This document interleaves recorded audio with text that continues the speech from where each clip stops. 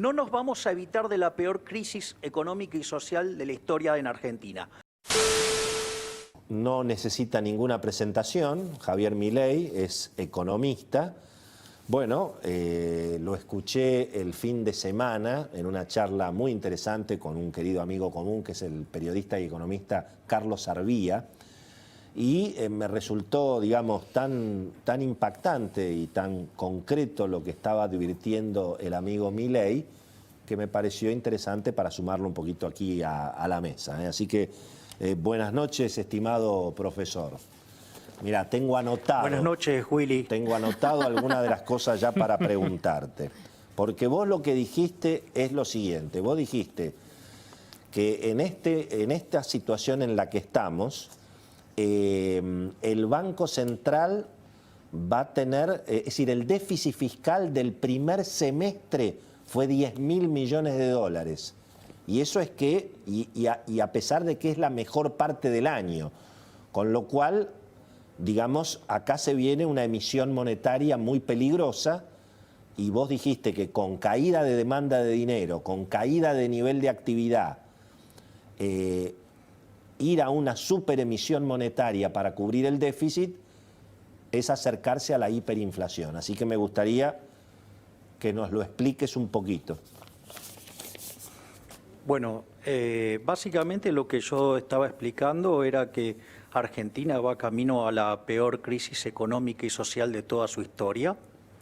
De hecho, el dato de caída de actividad en el mes de abril deja de manifiesto que una caída del 26,4% con un acumulado de 11% en lo que va del año indica a todas las claras que Argentina, digamos, va a ir a un nivel de caída de actividad aún muchísimo peor que el que tuvo en el año 2002 como consecuencia de la salida de la convertibilidad y el default. Entonces, en primer lugar, eso va a implicar ya de por sí una caída, digamos, en la demanda de trabajo, una caída en el empleo, van a caer los salarios reales, va a aumentar el desempleo, va a haber más pobres, va a haber más indigente. Pero recordemos que en el año 2002, como se venía de un fuerte apretón monetario, digamos, la inflación fue del 41% nada más. Ahora, el problema este año es que nosotros tenemos un descalabro monetario. Concretamente, tal cual como vos señalabas, Willy, es decir, los números fiscales son verdaderamente espantosos. Argentina, digamos, en la mejor parte del año en términos de recaudación, que siempre es el primer semestre, ya está acumulando cerca de 10.000 millones de dólares en términos de déficit. La maquinita de imprimir dinero está, pero recalentada. Básicamente ya se imprimió 1 billón de pesos para financiar al fisco.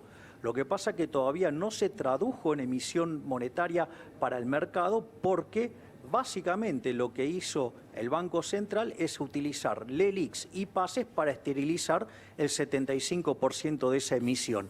Pero vos cuando tomás la base monetaria más la posición en LELIQs y la posición de pases, vos tenés el doble de la base monetaria.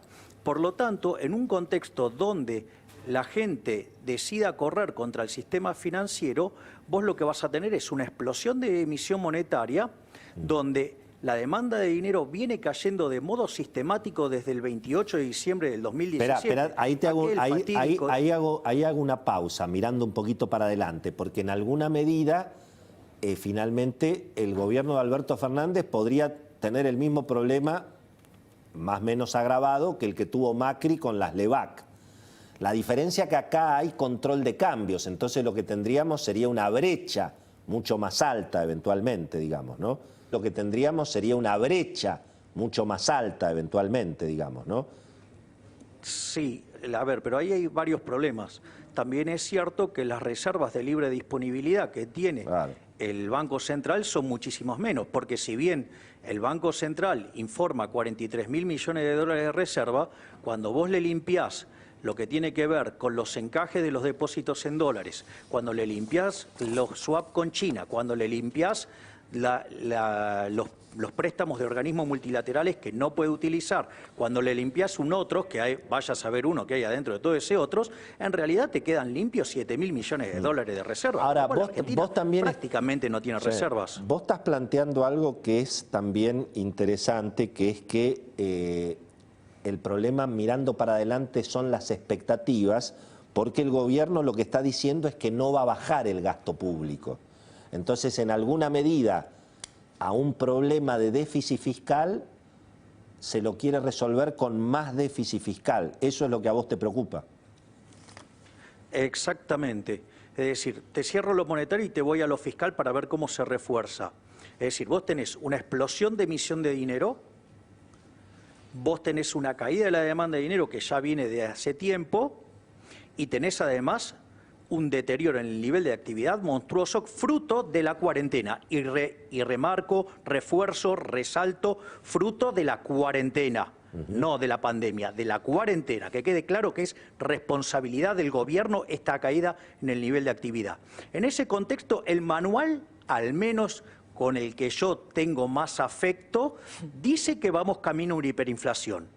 Por otro lado, volviendo al tema fiscal, fíjate que, por ejemplo, en el mes de mayo la recaudación creció 2,4% y el gasto público se duplicó. Por lo tanto, vos tenés una explosión de gasto público. El gobierno no tiene intenciones de tocar el gasto público porque los privilegios de la casta política no se tocan, porque fíjate la perversidad del gobierno en que decide que las personas de bien, los que trabajamos, los que nos ganamos el pan con el sudor de la frente y sirviendo al prójimo con bienes de mejor calidad, un mejor precio, él decidió que nuestros ingresos fueran cero, nos obliga a seguir pagando impuestos, obliga a seguir manteniendo los empleados, obliga a seguir manteniendo los salarios, ¿sí?, generando un desastre económico y financiero en las empresas, que está llevando a la quiebra generalizada de empresas. Eso sí, pero la que tiene que ver con el robo de la política no se toca. Es todo sagrado. Entonces, bajo esa situación, lo que vos vas a es una explosión de déficit fiscal que, como nadie lo va a financiar, lo va a terminar financiando con emisión monetaria, y eso va a ser tarde o temprano una explosión inflacionaria que lo más probable es que termine en una hiperinflación. Otro punto que me interesó de tu mirada para lo que viene es que vos crees que, digamos, las empresas van a ir a la quiebra y entonces el Estado va a ir al rescate y digamos, si se va a utilizar finalmente la pandemia para ir a un estatismo extremo en Argentina. ¿Vos crees que eso es posible, digamos? Sí, yo lo veo totalmente factible. Creo que, digamos, el gobierno está usando la cuarentena como un mecanismo de represión sobre el sector privado para apropiarse de las empresas. Y acá hay un tema, digamos... Ahora, no se los ve tan organizados, eso lo decimos entre nosotros. Se los ve medio desorganizados en ese camino. Yo algunas cosas coincido, obviamente, en la mirada, ¿no? Pero bueno, por suerte no se los ve tan organizados. Digo. El problema es que no es que no tengan la intención, el problema es que son eficientes como todos, son todos muy ineficientes como todo socialista. Ese es el punto. Si no, digamos, no es un problema de que no tengan intenciones. Pero yo quiero ir a un punto mucho más delicado respecto a lo que está haciendo el gobierno, porque queda encuadrado en la característica de un delito de lesa humanidad. Y esto es muy grave. A ver. Dentro de lo que es el Estatuto de Roma de 1998, lo que está haciendo el gobierno constituye un delito de lesa humanidad. Los tres derechos básicos son el derecho a la vida, el derecho a la libertad y el derecho a la propiedad. Cuando vos atacás a la vida, ¿sí?, o atacás a la libertad, es decir, si asesinás a las personas o le quitás la libertad, lo volvés esclavo, constituyen delitos de lesa humanidad. Cuando vos generás un ataque sistemático en lo que es la supresión del derecho de propiedad, a punto tal que vos no le dejás que las personas utilicen su propiedad como medio de subsistencia, ahí se producen dos situaciones. Aquellas personas que se enfrentan al Estado y el Estado avanza sobre ellos, los termina matando de modo indirecto, haciendo, digamos, que quiebren y que no tengan recursos y por ende se mueren de hambre, por decirlo de alguna manera. Y la otra alternativa es aquellas personas que, frente al avance del Estado, deciden ceder, se terminan convirtiendo en esclavos. Por lo tanto, también constituye un delito de lesa humanidad. Por lo tanto, la política que está llevando a cabo el gobierno es un delito de lesa humanidad, porque básicamente lo que está haciendo es quebrar a las empresas y dejarlos sin medios de sustentación. Y de hecho, vos fíjate que lo que hace el gobierno es mostrar afinidad con todos estos procesos socialistas y de avance sistemático en el sistema, en lo que es el sistema de propiedad privada, va contra el capitalismo, o sea, y lo expresa abiertamente. Javier, entonces, sí. Dale, cerrá, te hago la última consulta, vamos. Por lo tanto, digamos, esta utilización de hacer quebrar las empresas deja al sector privado débil frente al gobierno, ¿sí? Y eso va a facilitar el avance estatista y, por ende, digamos, una solución a la venezolana o a la cubana. Te hago la última pregunta, no es, digamos, es un poco menos, digamos, intensa. Respecto de la negociación de la deuda, ¿tenés alguna expectativa? ¿Crees que puede cambiar en algo este escenario tan complicado a partir del segundo semestre? Mirá, vamos a hacerlo más fácil. Supongamos que el gobierno logra que la negociación salga como ellos quieren. Aún así, no nos vamos a evitar de la peor crisis económica y social de la historia en Argentina. ¿Por qué? Porque cuando vos tenés que enfrentar el pago de la deuda se paga con superávit primario. Entonces, si el macrismo dejó un déficit fiscal primario de 0,6% del PBI, pero si vos lo ajustás por las partidas que van rezagadas y por los libramientos impagos, el verdadero déficit que dejó es 3 puntos negativo en términos del PBI.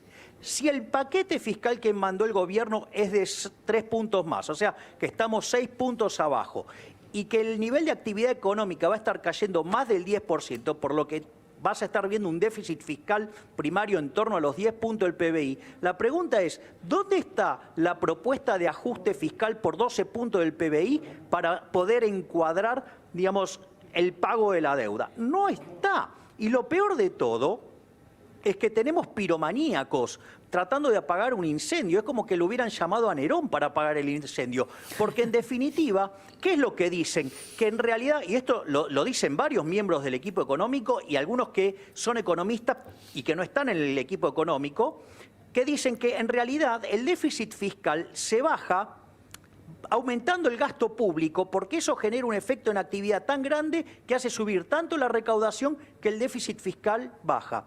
Mira, esa política en Argentina, digo, más allá del disparate teórico que no lo resiste ningún libro, aún digo de lo más precámbrico, aún en la literatura keynesiana, si yo tomo los últimos 119 años de Argentina, esa política la aplicó durante 109. Somos el país más defolteador de la historia moderna, o sea, somos el máximo defolteador serial porque ya lo hemos pasado a Ecuador, sino que además, desde que tenemos bancos centrales, quitamos 13,0 a la moneda, le tendríamos que sacar 2 más, ya tuvimos 2 hiperinflaciones sin guerra y vamos camino a otra hiperinflación más, que esto es muy importante, que hace que esto va a ser la peor crisis económica y social de la historia. Porque en la crisis del 2002, vos tuviste fuerte caída de la actividad económica. Sí, la crisis del 2002, vos tuviste fuerte caída de la actividad económica, sí, pero no tuviste una hiper, y eso y además esta es para, Javier, esta es para la próxima, esta es muy interesante, tanto de la hiper del final de los 80s, o sea, el final de Alfonsín y Menem, y sí, la crisis del 2001-2002, la Argentina salió con capitalismo, salió con cram down, con concursos de acreedores, la que viene no sabemos. Hasta aquí espectacular. Te mandamos un abrazo gigantesco y obviamente estamos para seguir charlando en nuevas